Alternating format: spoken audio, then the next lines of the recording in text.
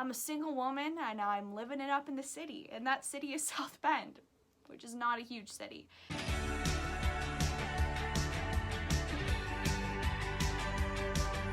Hi everyone, my name is Abby and welcome to my desk area. I needed to find somewhere that had a little bit better lighting, so this is where we are for the moment. So today I want to talk about what I have learned in college so far. I'm a sophomore in college and I feel like having a lot of time to reflect over this past year has allowed me to realize that I've learned a lot and grown a lot, I think, in my personal confidence. So I don't really have too much of a script or anything for today. I kind of just want to make this a little bit looser, more free, and just really share with you guys what I have learned in college. I do have a few notes right here, so I will be looking down at those periodically. But the first thing that I wanted to say is you can give up your PowerPoint slides. And yes, I'm gonna TED Talk this up right here and use a little bit of an analogy. But what I'm trying to say here is a lot of times you do a lot of work on something like a PowerPoint slide and you think, I want this to be all to myself. I think that this is really important that everyone knows that I did this. Well, guess what? It's not really. As long as you're putting in the work and you're doing what feels genuine and you feel like you're making a good contribution, it's okay. It's okay if you have to give up your PowerPoint slide to somebody else sometimes. Sometimes other people need it and it will all work out, I promise, if you're just making good contributions. So I've been thinking about that a lot lately because I'm very stingy with my PowerPoint slides, but I think that this is something that I need to realize a little bit more as well. So my second thing, these are totally just in a random order. My second thing is you don't have to be afraid of attractive people. Maybe that sounds weird. I totally used to be and still am kind of afraid of attractive people, especially guys. I'd see an attractive guy and I'd be like, oh my gosh, I actually cannot look at him and it makes me uncomfortable and I can't make eye contact.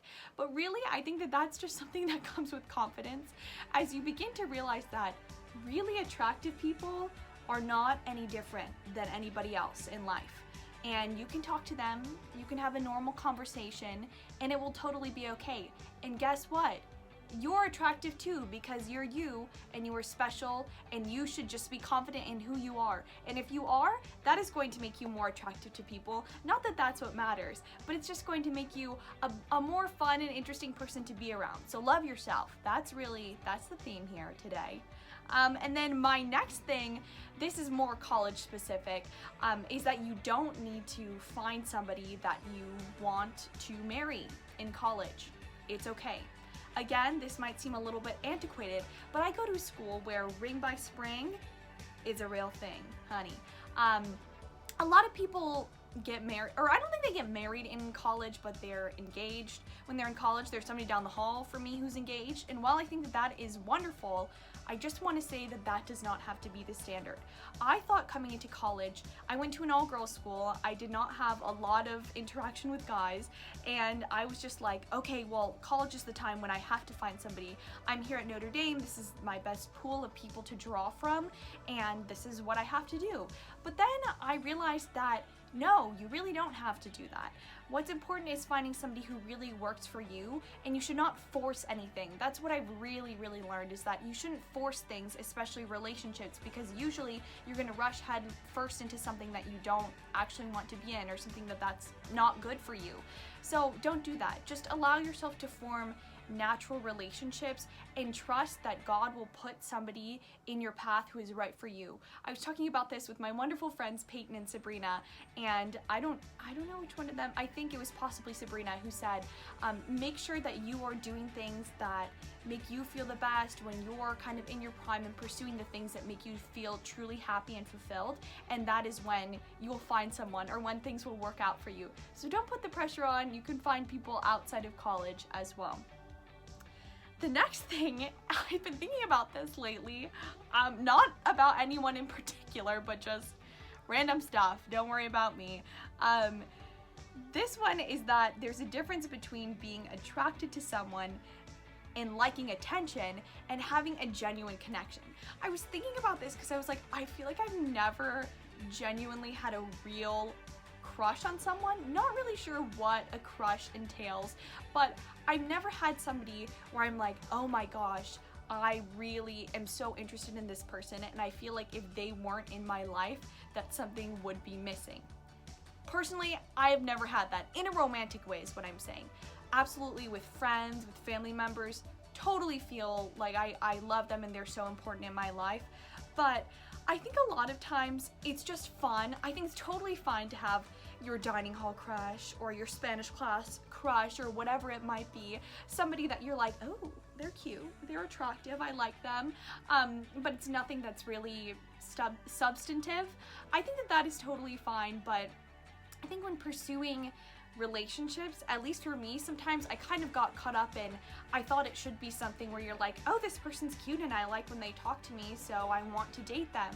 And at least for me, that's not really what dating is about. For me, I think dating should be somebody that you're serious about, that you feel like without them in your life, you'd be missing something. So basically that they positively contribute to your life and that they are someone special to you, and that's why you want to pursue a relationship, because there are tons of people that you will enjoy having a little bit of banter with and think are attractive, but that really special connection is really important.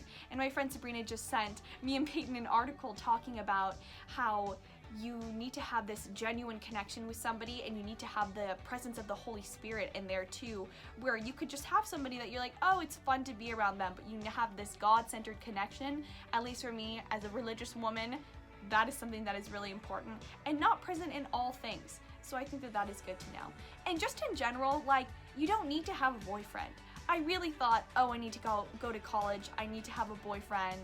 I've had one very short relationship for 2 months, but that has been it, and that is totally fine. Ended on good terms and everything like that, but I think I wanted to rush into things when going to college because I had a bit of a self-confidence thing where I thought that I needed a boyfriend to be not even cool, but just like happy and fulfilled and feel good about how other people saw me. Like, oh, she has a boyfriend, that's so cool. Well, it's not cool if you're just doing it for that reason. I just think that you need to really think about somebody who's going to be special in your life, and you just need to not give up on that, and not compromise, and not just kind of go around and do whatever. Just really, really think about what you want in your life. And I think, again, that just takes time and experience, and I'm grateful for the point I'm at in my life, my very limited romantic experiences that I've had so far, but I'm a single woman and I'm living it up in the city, and that city is South Bend, which is not a huge city. Anyway, there's not going to be any editing on this video, so I won't do anything funky, but I'll just add in little personality bits for you guys. I hope you enjoy that. So the next thing, this is so important. This took me, why are my hands two different colors? Oh, I think it's the light. What I realized is you're probably not awkward, you just think you're awkward. For so much of my life, I always just thought, oh, I am an awkward person. I'm just awkward around other people. Other people are not as awkward as me, and I just need to deal with that. Well, guess what? That's actually not really true. What I realized is I'm not that awkward of a person. I just was really dwelling on my awkward moments and letting them consume me and letting that define me. And that is not something you should do. Guess what? Everybody feels awkward from time to time. Everybody feels weird and uncomfortable and all of that. But you just need to say, okay, this awkward moment happened. I'm just pushing it out in my head and I'll move on, because guess what? Nobody probably really cares anyway. So you just need to own up to it and keep going. And then as I've gotten older and observed it more, I've realized that a lot of people that I know that are very confident, they have awkward moments, but guess what they do? They just laugh it off and they move on, because they don't let it define them. And you don't need to do that either. That was like huge mind-changing experience to realize that. Another thing is that you don't always have to say something just because you want to and you just want to insert yourself into the conversation. You can let other people talk and just let it go.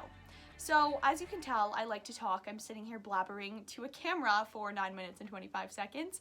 But what I realized is when you're in a conversation and somebody's saying something and you really want to interject something, sometimes the conversation would progress into another topic and I'd bring it back to talk about what I wanted to talk to.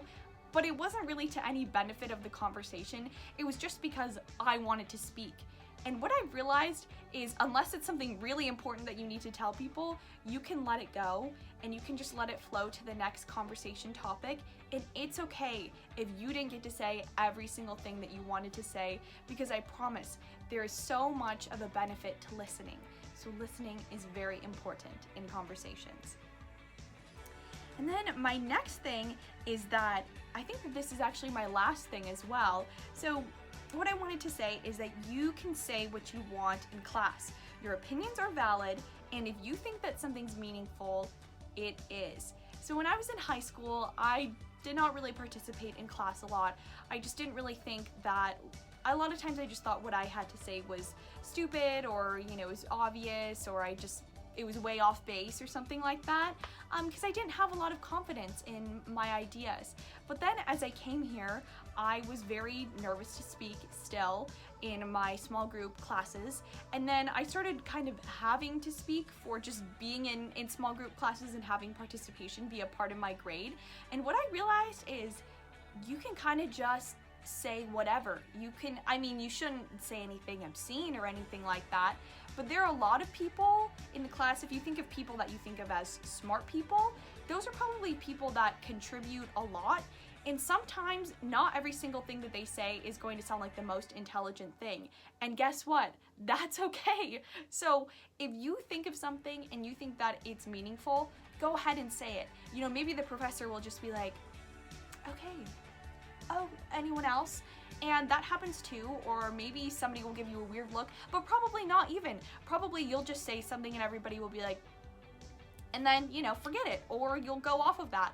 And that's totally fine, because if you believe that it is important, I promise that it is important, and don't worry about what anybody else is going to think about it, because first of all, they probably don't care, and second of all, I think that it's personally admirable when somebody says something with conviction, that they're clearly confident about their ideas and that they just want to share that with the class. Nobody really cares. That's kind of the theme for this whole thing, is that you obsess over your own life so much, and you think that other people are focusing on every little thing that you do. Actually, no. So give yourself freedom to just be yourself, do what you want to do, live your own life, and don't care so much about what other people think, because guess what? It really doesn't matter very much. You just got to be in good standing with the man upstairs and good standing in here, and that's pretty much all you need to do. So I actually feel like I kind of liked how this video turned out. It'll be weird not to edit anything, but that was just the move for today, because it is Wednesday and I put this video up tomorrow, Thursday. So that's kind of what we're going with. But if you want me to give more advice or life insight or anything more specifically about college or just being a 20-year-old person, I don't know, I'll stop rambling, but just let me know. I hope you all have a wonderful day. Please make sure to like, comment, and subscribe if you enjoyed this video. And also make sure to leave any questions below if you have any questions for me. I've been thinking about doing a question and answer video, so make sure to do that. I'll probably keep pushing that. And I love you all very much, and I will see you next week, Thursday at 7 p.m. Bye!